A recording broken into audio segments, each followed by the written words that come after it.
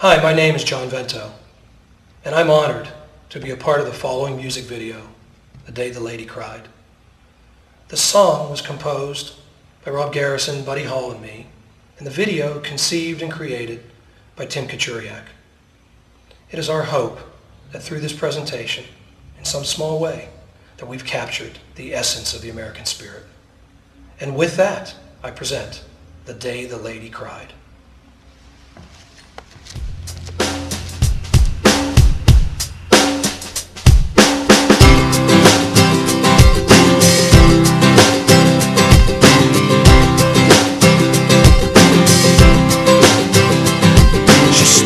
In the harbor on a bright September day, the sun from the dawning began to warm her face, and her heart is fair.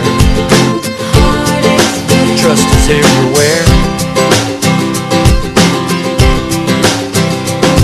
Majestically she posed, her torch showed us the way.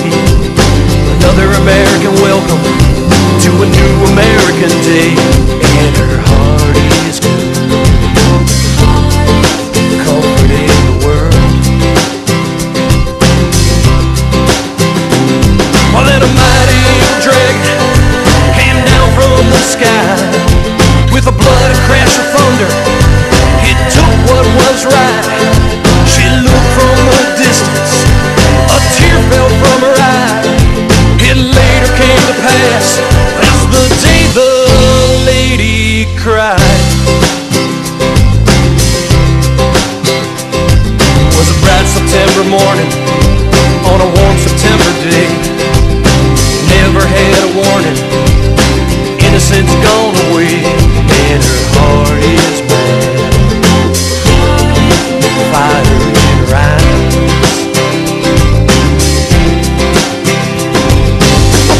All together, people learn to fight, standing side by side, fighting wrong from right, and her heart is strong. The battle may be long. Well, then a mighty evil dragon came down from the sky with a bloody crash of thunder. It took what was right. She looked from a distance, a tear fell from her eye. It later came to pass, as the day the lady cried.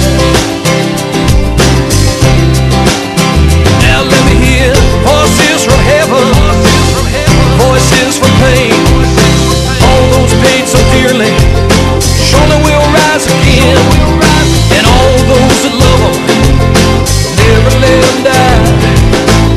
They struggled mightily on the day the lady cried.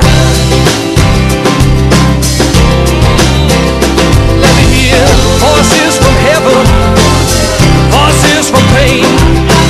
All those paid so dearly, surely will rise again. And all those that love them will never let them die. Though they struggled mightily on the day the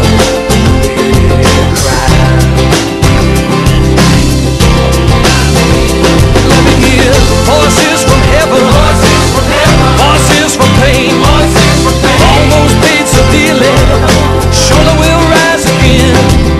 And all those that love them will never let them die. Though they struggle mightily on the day the lady cried.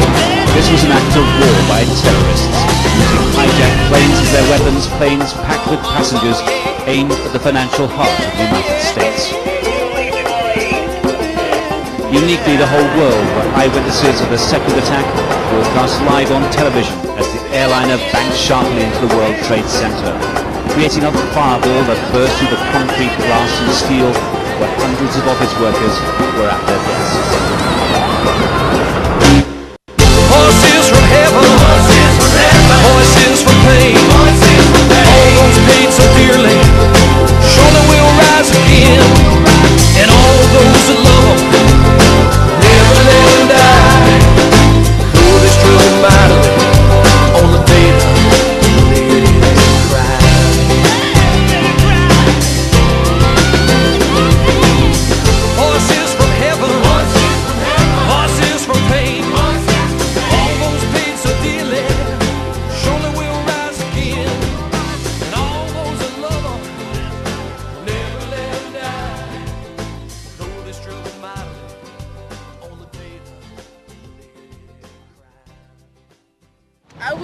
they took us to the tallest building on campus, which I happened to be in that building. They took us to the roof, and the teacher just showed us this smoke, and he goes, "That was the World Trade Center."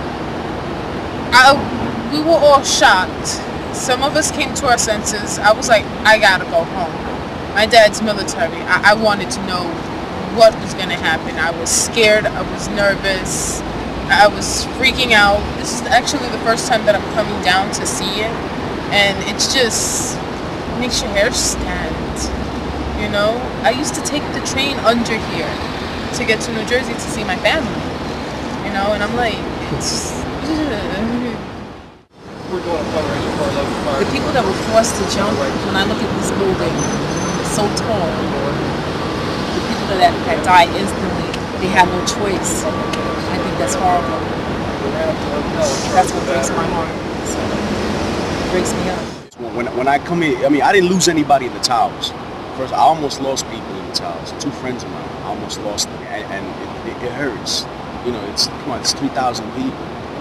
You know, I didn't know anybody, but the fact that this happened, every time I walk by here, it's an eerie feeling. I can't explain it, honestly. I don't have much to say about it. I can't explain it. Yeah, a friend of mine's a firefighter. He told me that average fires, you know, maybe 1,000 degrees, but from what I understand from jet fuel, it's like 3,500 degrees. The kind of heat forces you to jump. I mean, you know, and then when you look at the whole, it's amazing, man. I can't.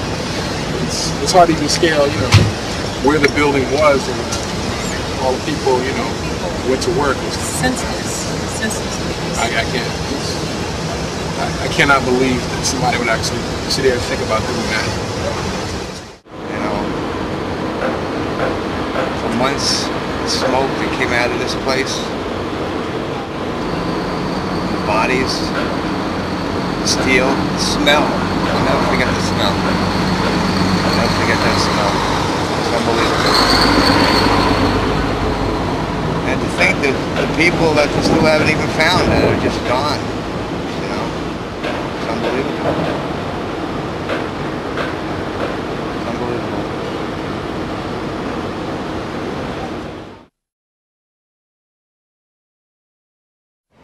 His body lay cold and muddy, his face turned toward the sun. The blood ran crimson from his head, and we knew that he was done. His lips were moving when I approached, but yet he spoke not a word. As if in some kind of prayer, his voice was not to be heard. His wrists were chained and they were shackled. He couldn't leave his gun.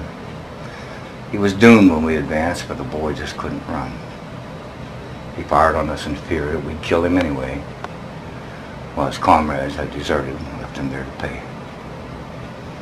That was the way it happened in the early Vietnam, son. It was just before the dawn came that the fighting had begun.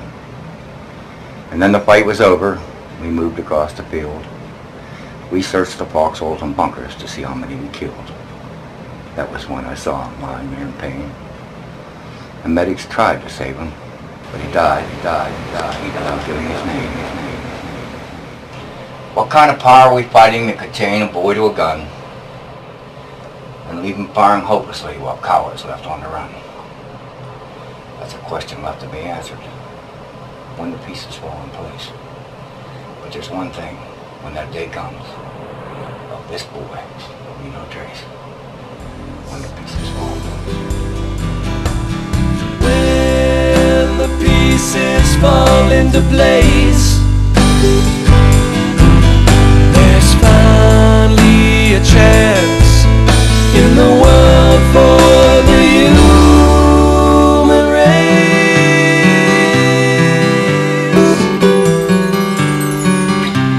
When the pieces fall